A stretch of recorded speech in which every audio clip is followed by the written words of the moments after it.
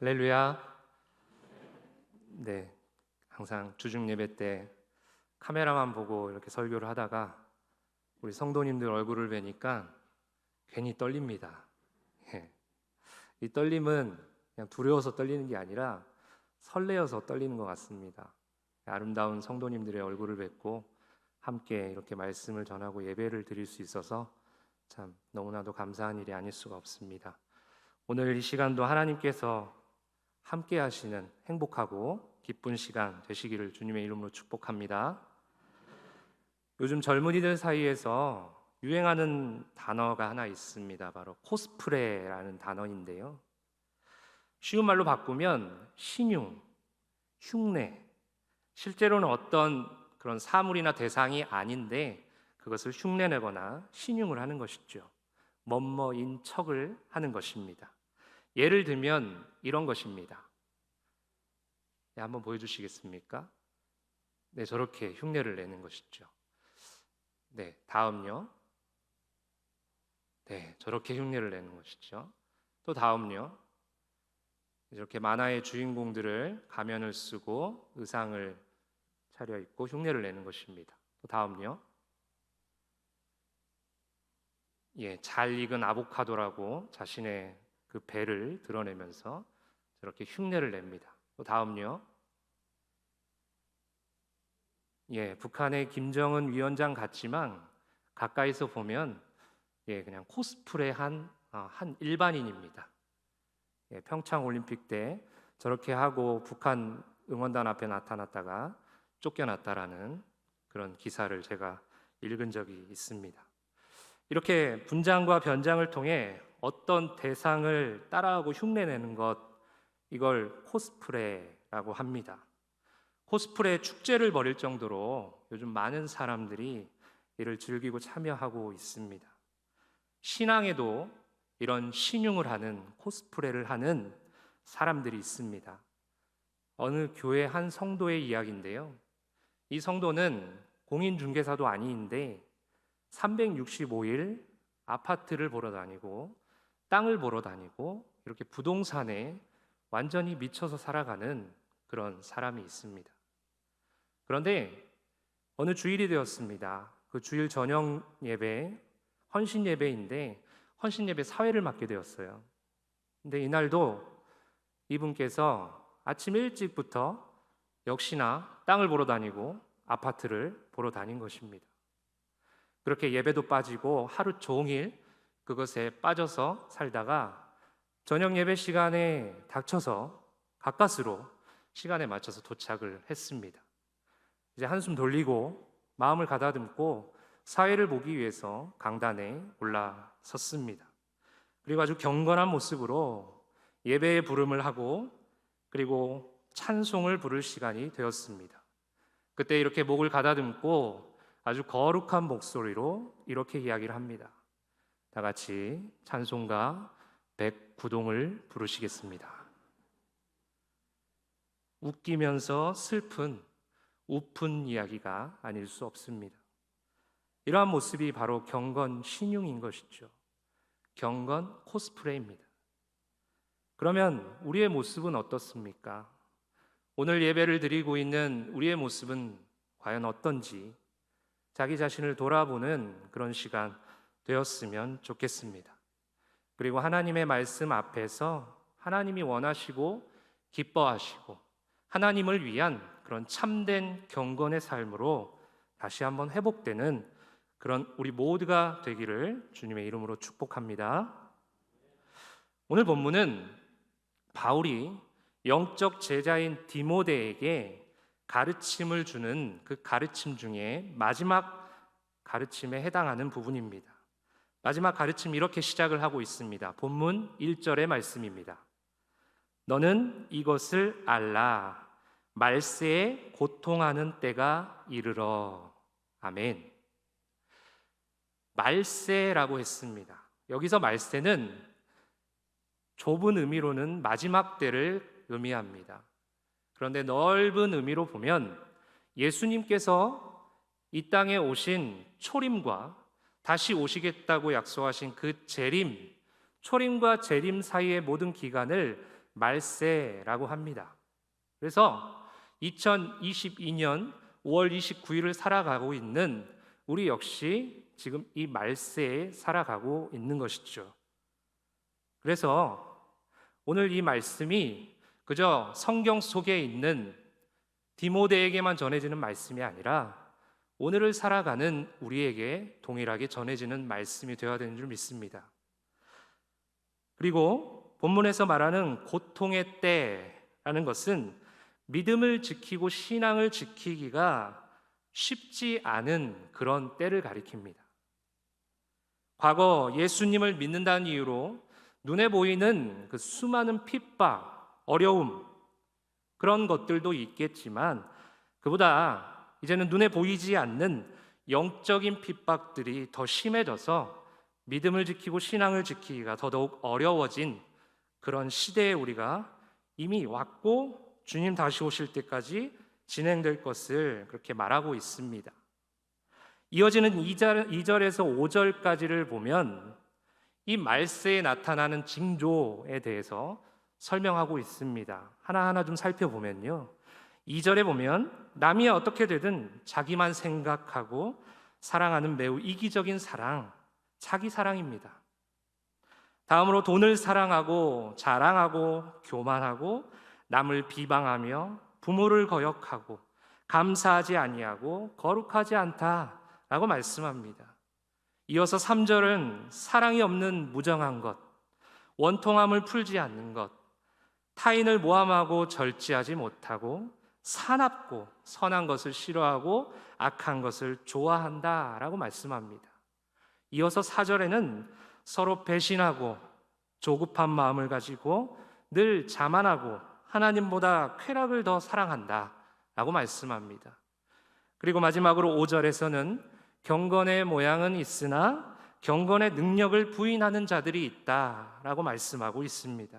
즉 경건 코스프레를 하는 것이죠. 경건 신용을 하는 것입니다.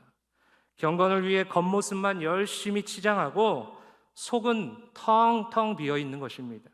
경건을 통해 이루어진 그 능력은 무시하는 것이죠. 가짜 그리스도인의 행세를 하는 것입니다. 어떠십니까? 가만히 하나하나 들여다보니까 지금 우리가 살고 있는 시대에 다 일어나고 있지 않습니까? 어쩌면 이 시대를 그대로 반영한 듯한 그런 말씀인 것 같습니다. 이러한 시대에 우리가 신앙을 지키고 참된 경건으로 살아가는 것, 이는 쉬운 일은 아닙니다. 아주 어려운 일이죠. 그런 면에서 보면 우리 동인의 가족들은 제가 봤을 때 정말 최고인 것 같습니다. 왜냐하면 늘 참된 경건으로 살아가는 분들이기 때문에 그렇습니다. 대단한 분들인 것 같습니다. 어떠한 파도가 몰려와도, 어떠한 시련이 다가와도, 어떠한 방해 공작이 있더라도 꿋꿋이 참된 경건의 삶을 살아가고 있지 않습니까? 이것은 우리의 노력이 아니라, 우리의 능력이 아니라 하나님의 은혜인 줄 믿습니다. 하지만 시대가 더 악해지고 오늘 말씀처럼 고통하는 때가 계속 되어지면 우리도 때로는 넘어질 때가 올 수 있다라는 것이죠.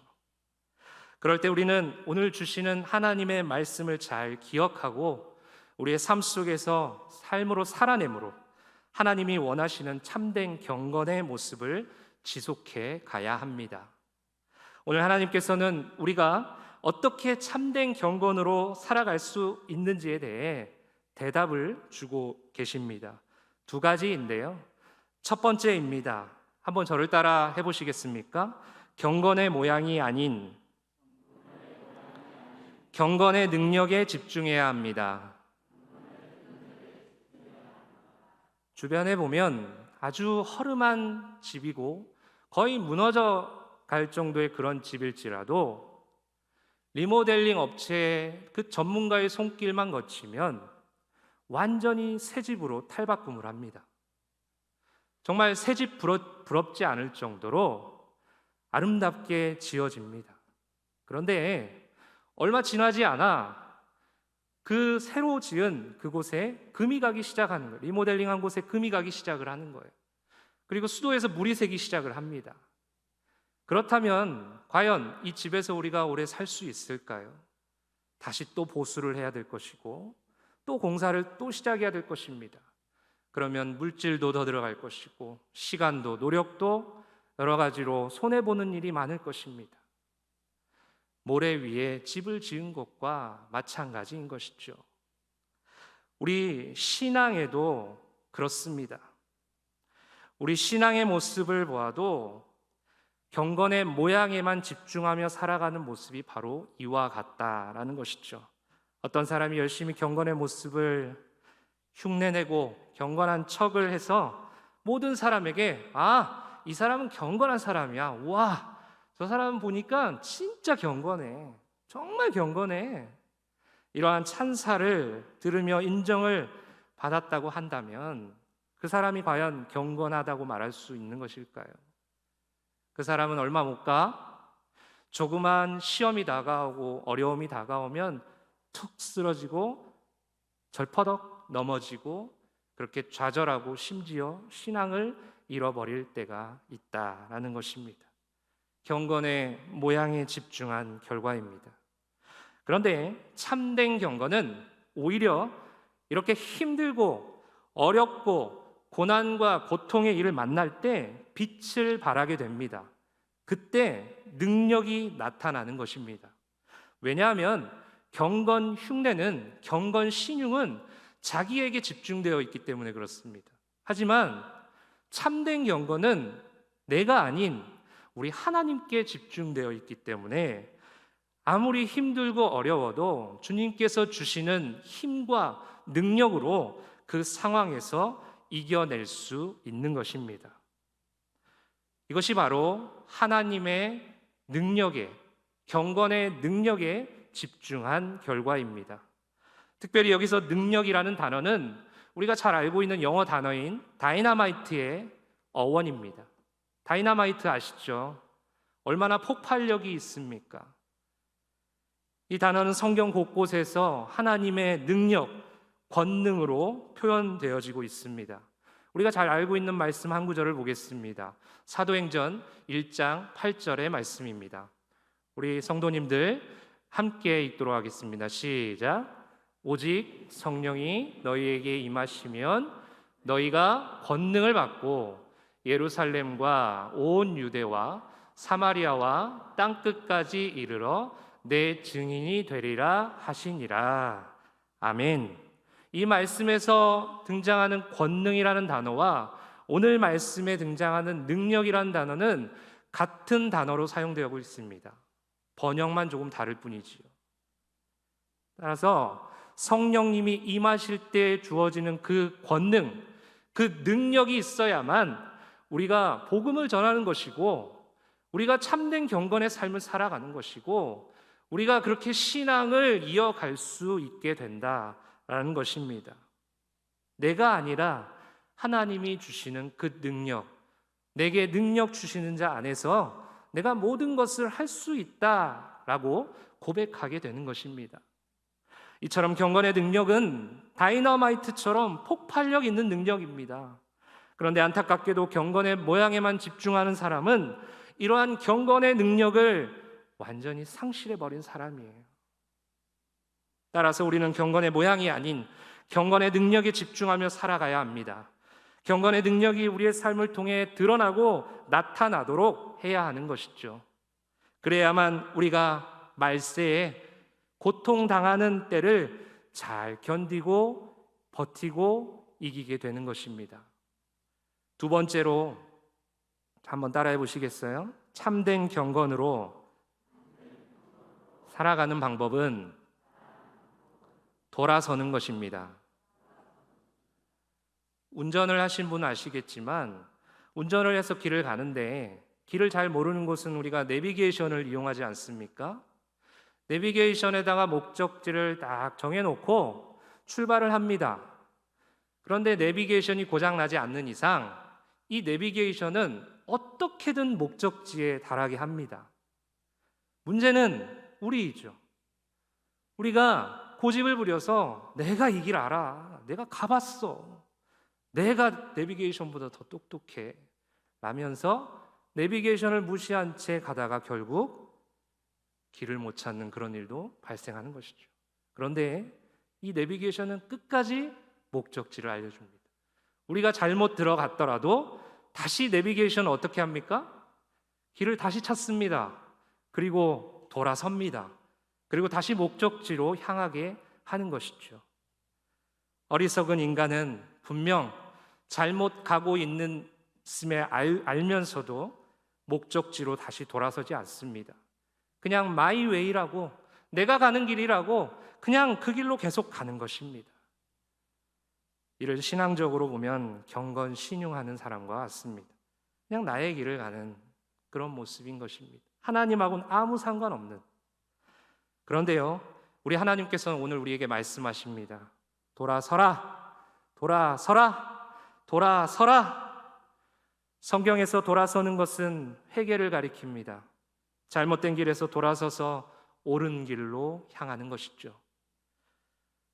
특별히 죄가 만연한 이 시대에 돌아서라라는 이 하나님의 명령은 그 수많은 죄에 맞춰져 있는 우리의 그 시선을 누구에게로 돌리는 겁니까? 하나님께로 돌리는 것입니다. 우리는 에베소 교회에 주신 주님의 음성에 기억해야 합니다. 요한계시록 2장 5절의 말씀인데요, 제가 읽어드리겠습니다. 그러므로 어디서 떨어졌는지를 생각하고 회개하여 처음 행위를 가지라. 만일 그리하지 아니하고 회개하지 아니하면 내가 내게 가서 내 촛대를 그 자리에서 옮기리라. 아멘. 회개하라는 거예요. 그런데 회개하지 않으면 우리 주님께서 어떻게 하신다고 말씀하고 있습니까? 그 촛대를 옮기시겠다라는 거예요. 우리에게 향하고 있는, 우리와 함께하고 있는 그 은혜의 촛대, 하나님의 크신 사랑과 은혜의 촛대를 옮기시겠다라는 거예요. 그러기 전에 우리는 주님 앞에 돌아서야 합니다. 회개해야 합니다. 경건 코스프레하는 사람은 절대로 돌아서지 않습니다. 경건 신용하는 사람은 돌아서지 않습니다. 경건 흉내만 내는 사람은 주변 사람들이 아무리 권면해도 잘못 가고 있는 길을 알면서도 자신의 길을 계속해서 갑니다.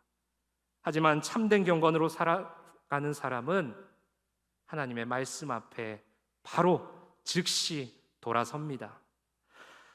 제가 신학대학원을 다닐 때 수업의 일환으로 경건 심화 훈련을 다녀온 적이 있습니다. 이름이 경건 심화 훈련이잖아요. 그러면 이 수업을 가면 경건을 좀 심화하면서 좀 열심히 경건해질 수 있겠구나, 이런 마음으로, 물론 의무였지만 그런 마음과 자세를 가지고 참석을 했습니다. 3박 4일의 일정으로 산속에 들어가서 휴대폰도 반납하고 오롯이 하나님의 말씀과 기도, 이거밖에 할 수가 없었어요. 그래서 들을 수 있는 것이라고는 하나님의 음성, 그리고 자연의 소리, 이 정도였습니다. 처음에는 이러한 상황이 너무 힘들었습니다. 왜냐하면 늘 시끌벅적한 이런 세상에 살다가 아무것도 들을 수 없고 심지어 전화도 없고 아무것도 할 수 없다는 생각에 정말 힘들었습니다. 근데 하루가 지나고 이틀이 지나니까 거기가 너무 좋은 거예요. 이래서 경건 심화 훈련을 하는구나. 그러다가 마지막 넷째 날이 되는데요, 이런 고백이 절로 나오더라고요. 주님, 베드로의 고백처럼요, 주님과 함께 이곳에 천막을 쳐놓고 평생 살고 싶습니다. 그런 고백을 하고 아쉬움을 뒤로한 채 이제 산에서 내려오는 중간이었어요. 그런데 그만 3박 4일의 모든 공든탑이 순식간에 무너져 버렸습니다. 제가 운전을 하고 가는데 갑자기 한 차가 앞을 끼어드는 거예요. 그리고 급브레이크를 밟는 거죠. 제가 거기에서 주님, 제가 저분을 사랑해야 됩니까? 저분을 이해해야 됩니까? 제가 순간에 죽게 되었었는데 어떻게 해야 됩니까? 아무 말씀이 없으시더라고요. 그런데 저는 그분을 미워할 수밖에 없었어요. 사고 날 뻔했거든요. 죽을 뻔했거든요. 욕은 하지 않았지만 적어도 그 시간만큼은 그분을 사랑할 수가 없었습니다. 그분을 계속해서 미워했습니다. 결국 3박 4일의 경건 심화 훈련은 꽝으로 돌아간 것입니다. 아무것도 얻지 못한 채 그 시간을 그렇게 내려왔다라는 거예요. 인간이 그렇게 약합니다. 아무리 경건을 심화 훈련을 해도 그 순간뿐이라는 것이죠. 이를 너무나도 잘 아시는 하나님께서는 바울을 통해 경건을 부단히 연습하라라고 말씀하고 계십니다. 디모데전서 4장 7절의 말씀인데요, 우리 성도님들 함께 읽도록 하겠습니다. 시작.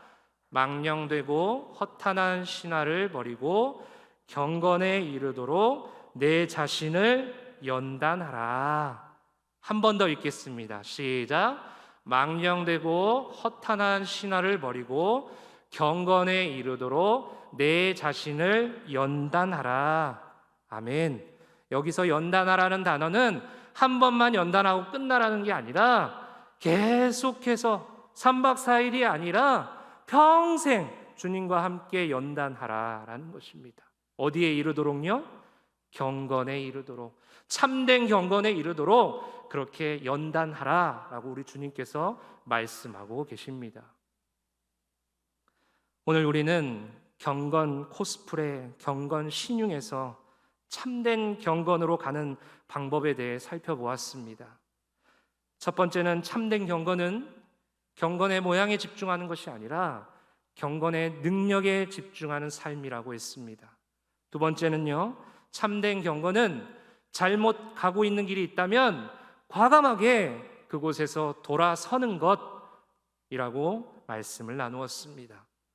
경건의 능력에 집중하고 잘못 가고 있는 길에서 과감하게 돌아서서 하나님께서 원하시는 참된 경건으로 살아가는 동인의 모든 가족들 되시기를 주님의 이름으로 축복합니다.